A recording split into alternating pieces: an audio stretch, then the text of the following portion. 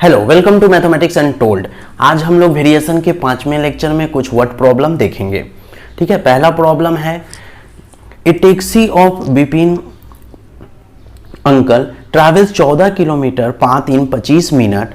ठीक है, let us calculate by applying theory of variation how much path he will go in 5 hour.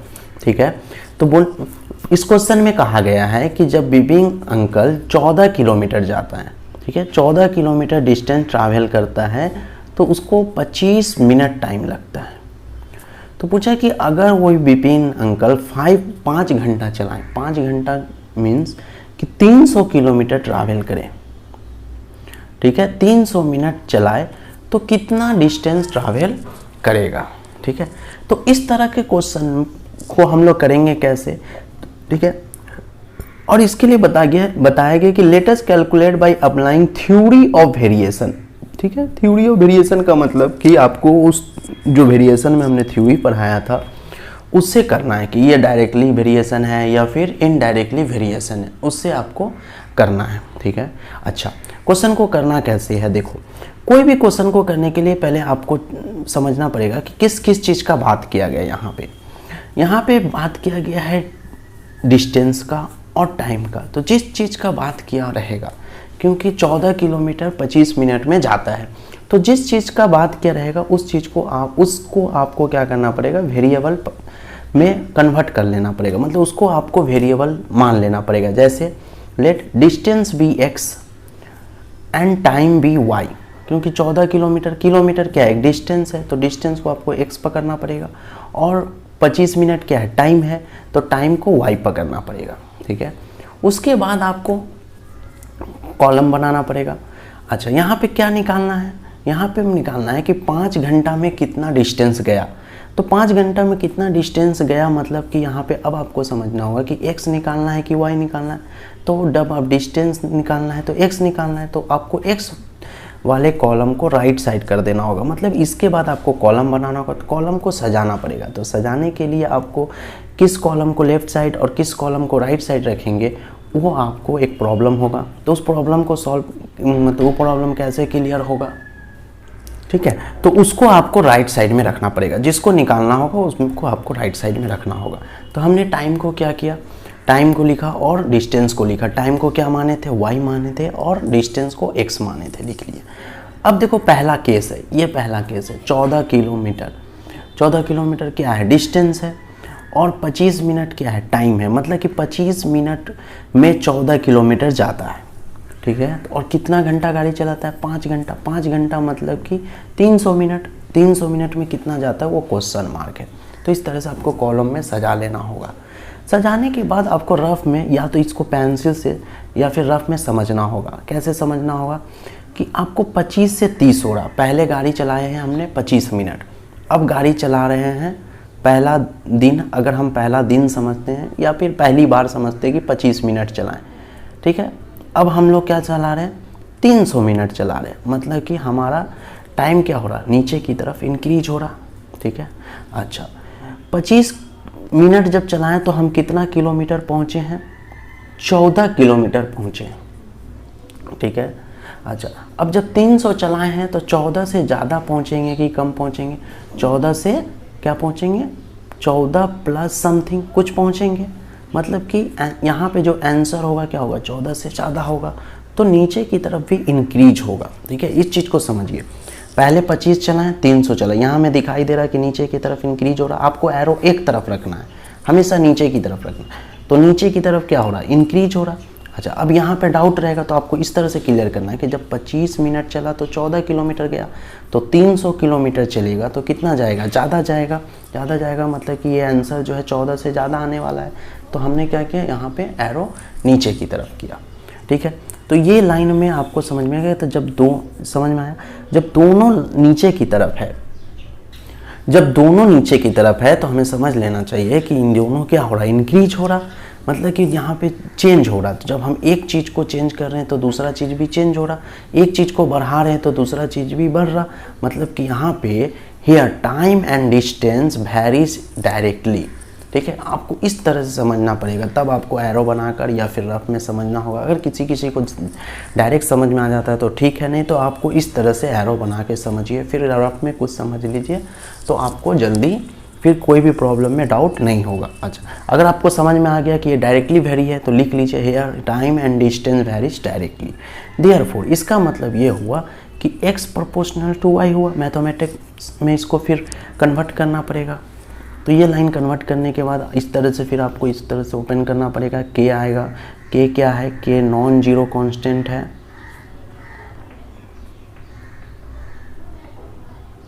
ठीक है, k non zero constant है। आपको यहाँ पे लिख दिए के एक्स इक्वल टू वाई, यहाँ से k निकाल लेना होगा, k equal to y by x. अच्छा, यहाँ तक करने के बाद अब आना है प्रॉब्लम को सॉल्व करना है। तो सॉल्व करना है तो आपको क्या करना है, देखो ये 14 किलोमीटर और 25 मिनट क्या है, k निकालने के लिए दिया गया है, ठीक है। From first condition, from first condition में हमारा y की का वैल्यू कितना है, 25 है। y का वैल्यू हम y किसको माने हैं, टाइम को माने, तो पहले टाइम कितना है, 25 है। फिर x को क्या माने, डिस्टेंस माने, मतलब x का वैल्यू कितना है, 14 है। तो हमारा वहाँ से क्या निकलेगा, k निकलेगा। तो k कितना होगा, y बाई एक्स, मतलब कि 25/14। तो यहाँ से हमारा k निकल गया। k क्या हो गया, 1 मिनट का काम हो गया, 1 मिनट का। जब हम लोग एक जो k निकालते हैं तो k आपको यहाँ पे क्या है, रेशियो है या फिर 1 मिनट का काम है। हम लोग निकालते हैं ना, 25 मिनट में 14 किलोमीटर जाता है, ठीक है, 25 मिनट में 14 किलोमीटर जाता है, तो 1 मिनट में कितना जाता है, या फिर 14 किलोमीटर जाता है 25 मिनट में, तो 1 किलोमीटर जाएगा 25/14। तो यही आपका क्या हो गया, k हो गया। तो k क्या निकलेगा, 1 मिनट या 1 यूनिट का कुछ ना कुछ निकल जाएगा। अच्छा, अब उसको हम लोग क्या करेंगे, जो k फर्स्ट कंडीशन का k और सेकेंड कंडीशन का k क्या होता है, सेम होता है, ठीक है। अब हम लोग आएंगे सेकेंड कंडीशन में। फ्रॉम द सेकेंड कंडीशन में फर्स्ट कंडीशन का k उठा के सेकेंड कंडीशन में लगा देंगे, और y का वैल्यू क्या है, दिया हुआ है। हमने टाइम y को क्या किया है, टाइम को हमने क्या माना है, y माना है, तो y का वैल्यू दिया हुआ है। अब हमें क्या चाहिए, डिस्टेंस चाहिए, तो डिस्टेंस चाहिए तो हमने यहाँ से यूज कर लेंगे। तो x इक्वल टू कितना होगा, y बाई के होगा। यहाँ से कहीं से भी देख के x इक्वल टू कितना होगा, y बाई के होगा। तो y का वैल्यू कितना 300 और k का वैल्यू है 25/14। इसको फिर हमने क्या किया, 14 ऊपर जाएगा। ऊपर जाने के बाद नेक्स्ट लाइन से हमने क्या किया, इसको 25 से इसको कैंसिल किए, तो ऊपर वाला कितना है 12 आया। दोनों को मल्टीप्लाई किए तो 168 आया। तो इस तरह से क्या हुआ, 168 आया। तो 168 आया, तो ये क्या है, 168 जो है आपका किलोमीटर है। तो वो यहाँ ये वाला जो आंसर होगा यहाँ पे ये कितना है, 168 है। तो 300 मिनट जब गाड़ी चलाएगा तो कितना दूर पहुँचेगा, 168 किलोमीटर पहुँचेगा, ठीक है। तो समझ में आया होगा कि क्या, देखो जो भी चीज़ दिया होगा उसको x और y में कन्वर्ट में मान लेना है, फिर कॉलम बनाना है। कॉलम के लिए आपको क्या करना है, जिसको चाहिए उसको राइट साइड कॉलम में रख देना है, वो y रहे x रहे मैटर नहीं करता है। अच्छा, फिर उस दोनों में आपको रिलेशन खोजना है। रिलेशन एरो नीचे की तरफ पेंसिल से करके खोज सकते हैं। खोजने के बाद आपको बताना है कि वो डायरेक्ट वेरीज कर रहा है या फिर इनडायरेक्ट वेरीज कर रहा, ठीक है। उसके बाद उसको मैथमेटिक्स में कन्वर्ट करना है। कन्वर्ट करके यहाँ तक k का वैल्यू निकाल लेना है। फिर फर्स्ट कंडीशन में x और y दोनों दिया रहेगा, k निकल जाएगा। उस k का यूज करके और जो एक वैल्यू दिया रहेगा सेकेंड कंडीशन में, तो k और एक वैल्यू का यूज करके दूसरा वैल्यू क्या हो जाएगा, सेकेंड कंडीशन में निकल जाएगा, ठीक है। अच्छा, फिर देखो उसी तरह हम दूसरा प्रॉब्लम करते हैं।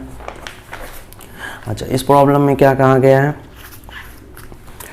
A box of sweet is divided among 24 children of class 1 of our school.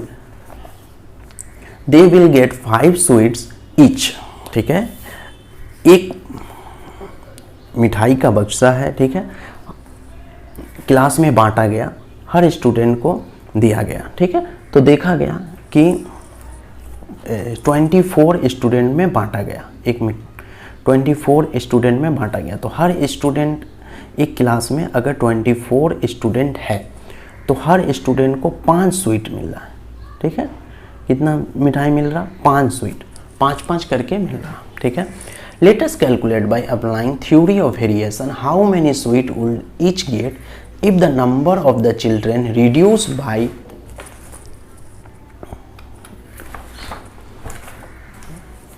Reduce by 4, ठीक है।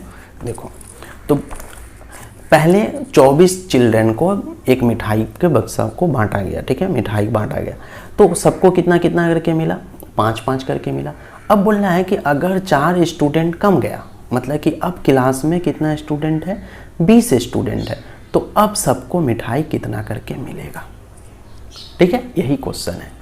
तो इस क्वेश्चन में आपको समझ में आया, पहले 24 स्टूडेंट था तो मिठाई बांटा गया तो 5-5 करके मिला, अब 20 स्टूडेंट है, मिठाई को उसी मिठाई को बांटेंगे तो कितना करके मिलेगा, तो ज़रूर अब ज़्यादा करके मिलेगा, मतलब आंसर अब ज़्यादा आने वाला है 5 से, ठीक है। अच्छा, तो इसको भी करने के लिए आपको x और y लेट करना पड़ेगा। तो किन दो चीज़ों की बात हो रही है, स्टूडेंट और स्वीट की, तो let number of children be x, number of children कितना x, and each student get y sweet, हर स्टूडेंट को जहाँ पे मिला 5 स्वीट मिला, मगर यहाँ पे आपको x और y में कन्वर्ट कर लेना पड़ेगा। तो and each student get y sweet, तभी हम लोग वेरिएशन बना सकते हैं, नंबर का वेरिएशन नहीं बना सकते, 5 प्रोपोर्शनल टू 24 नहीं बना सकते हैं, ठीक है, क्योंकि जब हम खोलेंगे तो सब जानते हैं कि ये इक्वल नहीं होता है, लेकिन एक्स वाई लेके करेंगे तो एक के आ जाएगा, तो हम लोग कर सकते हैं। इसलिए हम लोग हर जिस चीज़ का बात होगा वो तो किताब में नॉमरिकल वैल्यू दिया रहेगा, जैसे कि 24, 5 ये सब दिया हुआ है, तो आपको अपने से वेरिएबल चूज़ कर लेना पड़ेगा। 2 चीज़ का बात होगा तो 2 वेरिएबल, 3 चीज़ का बात होगा तो 3 वेरिएबल चूज़ कर लेना पड़ेगा। तो यहाँ पे चिल्ड्रेन और स्वीट्स का बात हो रहा, तो आपको number of children be x and each student get y sweets, ठीक है। तो आपको फिर से कॉलम बना लेना, यहाँ पे क्या चाहिए, स्वीट्स चाहिए, तो हमने y को स्वीट्स को y पकड़ा है, इसलिए y वाला कॉलम राइट साइड रहेगा। अच्छा, तो x और y, फर्स्ट कंडीशन में 24 चिल्ड्रेन, x को हमने क्या पकड़ा है, चिल्ड्रेन पकड़ा है, तो यहाँ पे लिख ले रहे हैं चिल्ड्रेन, और y को क्या पकड़े हैं, स्वीट्स पकड़े हैं, ठीक है, लिख ले रहे हैं, ठीक है, स्वीट्स पकड़े हैं। y क्या है, ईच स्टूडेंट को y स्वीट्स मिला है, ठीक है। अच्छा, तो 24 स्टूडेंट रहता है तो हर स्टूडेंट को कितना कितना करके मिल रहा, 5-5 करके स्वीट मिल रहा। अभी स्टूडेंट कितना है सेकेंड कंडीशन में 4 कम गया, मतलब कि स्टूडेंट 20 है, ठीक है, 24 - 4 = 20, और स्वीट्स कितना करके मिला हमें नहीं पता, इसलिए क्वेश्चन मार्क है। अब हमें इसका रिलेशन डायरेक्ट है या फिर इनडायरेक्ट है, इसको समझने के लिए हम एरो करते हैं, नीचे की तरफ एरो किए, तो स्वीट्स की चिल्ड्रेन कितना हो गया, 24 से 20 हो गया, मतलब चिल्ड्रेन डिक्रीज हो रहा नीचे की तरफ, ठीक है। तो जब 24 चिल्ड्रेन था तो 5 स्वीट मिल रहा था, अब 20 चिल्ड्रेन है तो वही स्वीट अब कितना मिलेगा, ज़्यादा मिलेगा, ठीक है। तो फिर हम मतलब कि आंसर क्या हो रहा, नीचे की तरफ बढ़ेगा। तो देखो एरो दोनों तरफ है, तो यहाँ पे क्या हो रहा है, डिक्रीज हो रहा, यहाँ पे इंक्रीज हो रहा। ये वाला पेंसिल से कीजिएगा तो आपको समझ में आ जाएगा, ठीक है, इसको आप पेंसिल से कीजिएगा। अच्छा, फिर से समझाते हैं, 24 चिल्ड्रेन था, अब चिल्ड्रेन क्या हो गया, 20 हो गया, मतलब कि चिल्ड्रेन नीचे की तरफ डिक्रीज हो रहा। 24 चिल्ड्रेन था तो 5-5 करके स्वीट मिल रहा था, और 20 चिल्ड्रेन है तो अब क्या मिलेगा, वही स्वीट बांटा जाएगा तो ज़्यादा करके मिलेगा, मतलब कि यहाँ पे आंसर क्या आने वाला है, ज़्यादा आने वाला है, ठीक है। तो नीचे की तरफ है, तो एक तरफ एरो नीचे की तरफ डिक्रीज हो रहा और एक तरफ एरो नीचे की तरफ इंक्रीज हो रहा, तो लिखेंगे here x and y varies inversely, ठीक है, इनवर्सली मतलब कि इनडायरेक्टली वेरीज कर रहा है। तो उसका मैथमेटिकल मीनिंग क्या हुआ, x proportional to 1/y, simply वहाँ से खोलेंगे k आएगा, x y को एक तरफ रखेंगे, k इक्वल टू k होगा, k equal to x y, इसको हम लोग इक्वेशन 1 पकड़ लिए। अब आते हैं हम लोग सॉल्व करेंगे from the first condition. First condition में x का वैल्यू कितना दिया हुआ है 24, y का वैल्यू 5, x का वैल्यू 24, y का वैल्यू 5, ठीक है। तो वहाँ से k निकल गया 24 × 5, यहाँ तक रख देंगे, सॉल्व नहीं करेंगे। सेकेंड कंडीशन में आते हैं, फर्स्ट कंडीशन का k को सेकेंड कंडीशन में यूज करना है, ठीक है। और सेकेंड कंडीशन में क्या दिया हुआ है, x का वैल्यू 20 दिया हुआ है। अब क्या चाहिए, y का वैल्यू चाहिए, तो y का वैल्यू कहीं यहाँ से देख लेंगे कि y इक्वल टू होगा k/x, तो y इक्वल टू लिख लिए k/y, x k का वैल्यू डालें 24 × 5, x का वैल्यू है 20, इसको सॉल्व किए, ठीक है, इसको सॉल्व किए तो कितना आया, 6 आया। Therefore each student gate 6 sweet, अब हर स्टूडेंट को कितना कितना स्वीट मिलेगा, 6 स्वीट मिलेगा। पहले कितना मिल रहा था, पहले 5 मिल रहा था। क्यों 5 मिल रहा था? क्योंकि 24 स्टूडेंट था। अब कितना स्टूडेंट है? 20 स्टूडेंट है। तो अब कितना करके मिलेगा? एक एक करके अब ज़्यादा मिलेगा उन लोगों को, ठीक है। अच्छा, ये भी बोर्ड के लिए ये भी इम्पोर्टेंट क्वेश्चन था। अच्छा, अब आते हैं एक क्वेश्चन और करेंगे। चलिए, 50 विलेजर्स हैड टेकन 18 डेज, ठीक है। जो 50 गांव का जो लोग थे उन लोगों को 18 दिन लगता है टू डिग ए पॉन्ड, एक गड्ढा खोदने में 18 दिन लगता है। Let us calculate by using theory of variation how many extra person will required to dig the pond in 15 days, ठीक है। मान देखो, इसको समझाते हैं। एक गड्ढा खोदना है, एक गड्ढा खोदने के लिए 50 आदमी को अगर हम काम में लगाएं तो वो लोग जो है 50 विलेजर को काम में लगाएं, ठीक है। 50 विलेजर को काम में लगाएं तो 18 दिन में क्या करेगा? इस गड्ढे को खोद देगा, ठीक है। अब क्या बोलना है कि अगर हमको इसको 15 दिन में काम को कंप्लीट करवाना है, 15 दिन में करवाना है, ठीक है, तो कितना विलेजर्स चाहिए या फिर कितना एक्स्ट्रा चाहिए, ठीक है। एक्स्ट्रा निकाल देंगे, ठीक है। तो पहले देखो, इस क्वेश्चन को समझो। तो इस क्वेश्चन में क्या करना है आपको? पहले किस किस चीज़ का बात हो रहा? विलेजर्स और डेज का बात हो रहा। तो आपको दोनों को एक्स वाई में कन्वर्ट कर लेना है। Let villager be x and working days be y, दोनों को आपको लेट करनी है। अच्छा, निकालना क्या है? हाउ मैनी एक्स्ट्रा पर्सन, ठीक है। हाउ मैनी एक्स्ट्रा पर्सन मतलब कि विलेजर्स निकालना है। तो आपको उसको लेफ्ट साइड में रखिए या फिर राइट साइड में रखिए, लेकिन यहाँ पे हमने लेफ्ट साइड में रख लिया है। 2 है तो कोई दिक्कत नहीं है, ठीक है। 3 रहने से दिक्कत होता है। 3 कॉलम वाला प्रॉब्लम हम लोग नेक्स्ट क्लास में करेंगे, ठीक है। अभी 2 है तो हम लोग इधर उधर रख के कर सकते हैं, लेकिन 3 वाले में आपको हमेशा राइट साइड में रखना है। अच्छा, चलिए, विलेजर्स को एक्स पकड़ें, डेज को वाई पकड़ें। तो 50 विलेजर 18 दिन में काम करता है और 15 दिन में काम करवाना है। तो आपको कितना विलेजर्स चाहिए, ठीक है, और कितना चाहिए और कितना एक्स्ट्रा चाहिए। तो पहले समझते हैं कितना चाहिए, ठीक है। अच्छा, अब देखो यहाँ पे डेज डिक्रीज हो रहा। 18 दिन काम करने के लिए 50 आदमी लग रहा, ठीक है। डे देखो 18 से 15 हो रहा, मतलब डिक्रीज हो रहा। ये रफ में करना है, ठीक है, पेंसिल से कीजिएगा आप लोग। अच्छा, तो 15 दिन में काम करवाना है तो विलेजर्स कितना चाहिए सोचो। 18 दिन में काम करवाना है तो 50 आदमी को लेके गए, ठीक है। 50 आदमी, 50 मैन को लेके गए। विलेजर्स को हटा के हम लोग मैन जो समझते हैं, ठीक है। अब 15 दिन में काम करवाना है तो आपको कितना आदमी को लेकर जाओगे? 50 को या फिर ज़्यादा को?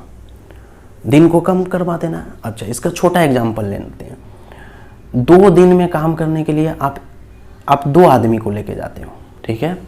एक घर का पूरा इलेक्ट्रिसिटी का काम करना है, 2 दिन में काम करना है। अब उसको बोला नहीं, 1 दिन में हमको काम करके देना है।